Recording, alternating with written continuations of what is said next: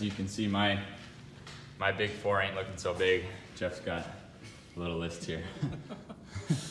So we're just gonna keep a big question mark. You know, flexibility is very, it determines a lot on the individual. Bends is really good for most athletes, okay? So most athletes that can achieve these things are gonna be healthier than 90% of the other athletes on the field. Now my background's a little bit different because my background is gymnastics, so the level of flexibility that is required is a little bit more, I guess you could say, it's just more necessary to perform the sport. But with that being said, I got some similar ones in here with Ben. First one is pike, palms to floor, cold. Cold means straight out of the bed cold. Like you wake up, you bend over, you should be able to palm the floor cold. Jefferson curl, 25% of body weight for multiple sets of 10. You know, 3 to 5 sets of 10 on this means you have a good, solid, healthy back in flexion. You're probably not gonna have to worry about much. Obviously, over time, working up to body weight for probably about 5 reps is a good long-term goal. Pigeon, 90 degrees at the knee, hips square. So when you start this, if you can't get the hip down, you can elevate the hip, or you can start with the foot slightly in and over time working out to the 90-degree angle. Pancake, I have chest to floor. Now again, head to floor is gonna be more pancake flexibility than most people have. Chest to floor is definitely a long-term goal. It takes a lot of time and specific stretching to get to this point. A big movement in the ATG system that will help with this goal is our seated good morning.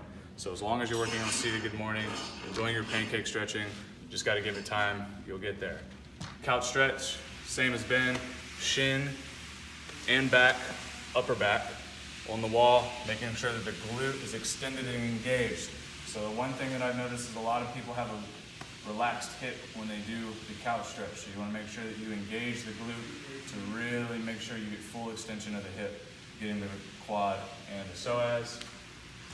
After that, we got front splits. So front splits with square hips. Now, a lot of people ask about why they see people in front splits with the back leg turned out.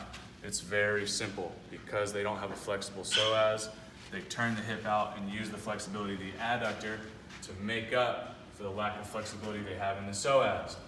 That shouldn't be a problem for the ATG athletes, especially with the split squats. The split squats will make sure that the psoas gets more flexible. You know, you have a perfectly square hip. It's not turned out, all right? Next, we're going to butterfly or Taylor's pose, either name, same thing. Knees on the floor, chest upright. So you can start against the wall if it helps keep you upright, but eventually we want, I can't even get it cold right now, but you want knees all the way down to the floor. It means you have a really flexible groin, and that's one of the main stretches to get before working on side splits. If you can get your butterfly or your Taylor's pose with the knees to the floor with no additional weight added, you're well on your way to side split because obviously your hips are fully abducted 180 degrees in that position. The glutes are getting strong. With that, horse stance with feet as wide as possible with knees and hips in line. So what that means is when you go out and you do your horse stance, again, width depends on the flexibility of the individual, and you drop, keep the chest up, the hips should remain in line with the knees. If you can get the hips below, then you're not wide enough when you're doing your horse stance. All right, so you want to get as low as you can. It really strengthens the glutes and stretches the adductors. It'll also help improve your squat. So even if you never have the goal of getting your side splits, it's just going to improve your squatting along with the split squats because you're going to get that lengthening to the inside of the hips, which is going to keep you nice and healthy. A little bit of extra flavor if you want to add. Most people can get side splits with these two right here, just working on butterfly and working on horse stance, going wide, deeper and deeper and wider over time. If you want a little extra work, you can do frog, hips to floor, but generally these two things will cover that. If you can do these, you'll get this.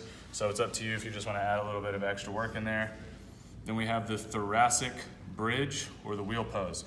So if you've ever seen those people, they're like bent over and their body's perfectly arched. That is the bridge. I highlighted thoracic because believe it or not, the flexibility actually comes from the upper back and not the lower back. So if you're ever doing bridge work, you don't want to feel it in your low back. If you feel it in your low back, your glutes aren't activated and your hips aren't fully extended. So working on your front split and working on those, the couch stretch will assist in that. And then it's shoulders 180 degrees. You know, this is one of the harder flexibility goals to get to, especially if you're if you do a lot of upper body work, your shoulders are going to be a little tighter than most, but it's always a good thing to work towards. Shoulder extension, arms shoulder width or touching behind the body.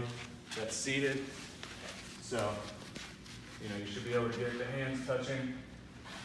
Just moving the hips as far forward as you can, squeezing the shoulders back, keeping the chest up and head neutral. You don't want to push the head forward, all right? So that's going to make sure that your biceps aren't tight, your pec minors are you're opened up, and your front delts are stretched out, especially if you're a bencher.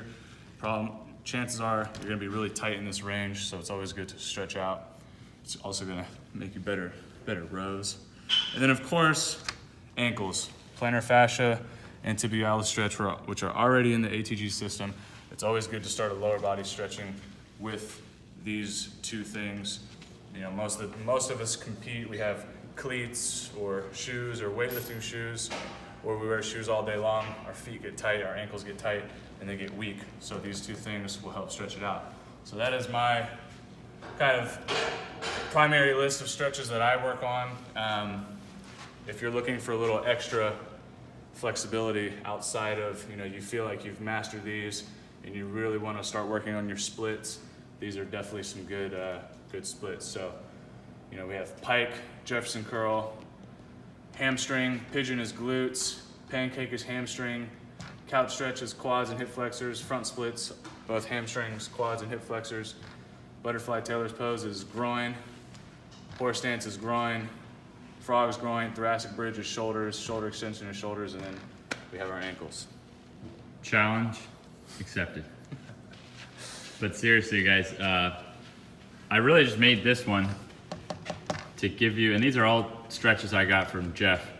I just made that one to give you like something to start with so you're not too overwhelmed. You really should be working towards the list that Jeff has here, and now that I've gotten rid of any like major like deficiencies, I'm gonna be going after that list on the right, so I'll keep you guys posted. Jeff, thank you, sir. Thanks, guys.